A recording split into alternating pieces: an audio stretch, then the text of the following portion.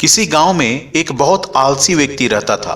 वह कोई भी काम नहीं करता था और सोचता था कि भगवान उसे बिना काम किए हुए भी खाना पहुंचा देंगे। वह 2-3 दिन से बिना खाए एक स्थान पर बैठा था।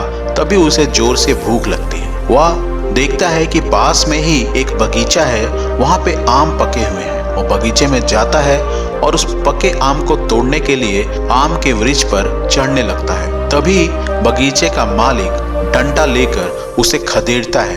वह डर जाता है और भागकर बगीचे के समीप एक जंगल में छुप जाता है। तभी वह आदमी देखता है कि जंगल में एक लोमड़ी जिसका टांग टूटा है एक स्थान पर बैठी हुई है। वह सोचता है कि इस लोमड़ी का तो टांग टूटा हुआ है, अब तक तो इसे कोई जानवर खा लेना चाहिए या फिर भूख से तड़प कर इसे मर जाना चाहिए था, तो यह जिंदा कैसे है।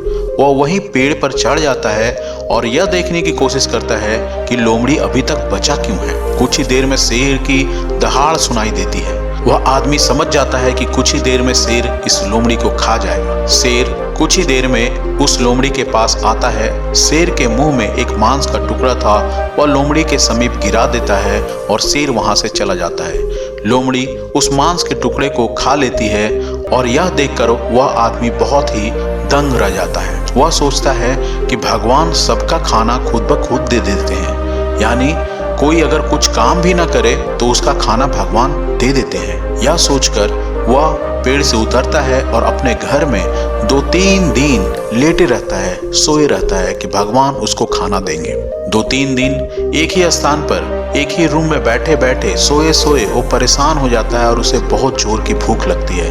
2-3 दिन से भगवान उसे खाना नहीं दे रहे थे तो भगवान से भी नाराज था और भूख के मारे जब वो अपने रूम से बाहर निकलता है, अपने घर से बाहर निकलता है, देखता है कि एक संत बैठे हुए हैं, एक महात्मा बैठे हुए हैं। वह उस संत से सारी घटना विस्तार पूर्वक बताता है कि भगवान तो सबका आपूर्ति करते हैं, सबका खाना पीना सब तो भगवान पर निर्भर है, तो फिर मैं भूखा क्यों हूँ। तो वह संत बोलते हैं कि भगवान तुम्हें लोमड़ी नहीं शेर बनाना चाहता है।